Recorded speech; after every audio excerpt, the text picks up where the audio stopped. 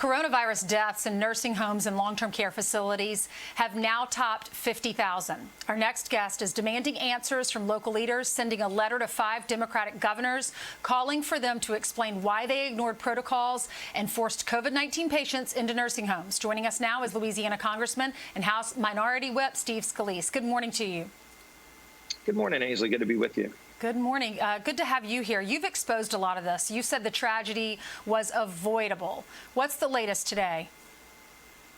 Well, Ainsley, we're still trying to get more information, but look, I mean, 40% of all the nursing home deaths in America came down to 5 states who violated and contradicted the CMS guidelines that were out, that were very clear, that told states how to properly handle nursing home patients who are COVID positive. And look, most of those states, 45 of those states, followed the guidelines, Republican and Democrat governors alike. But 5 states, for whatever reason, chose to go a different direction, a dangerous and a deadly direction that ended up killing thousands of nursing home patients unnecessarily. We've been calling for answers. Why did they give those orders? Why did they go against the safety guidelines that were issued from CMS?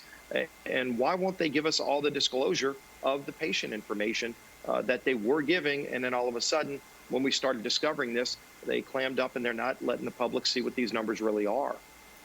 What is their excuse? What's the reason, though? 5 states, at least, when we were told that the elderly were most at risk, people with underlying health conditions.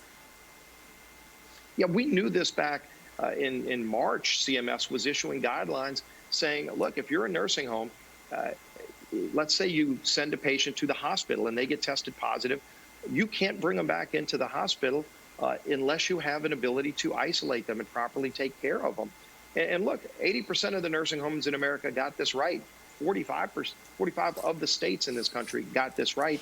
But 5 states decided they're going to do their own thing, and they forced the nursing homes to take back the patients. In fact, in New York, look, the governor issued an order.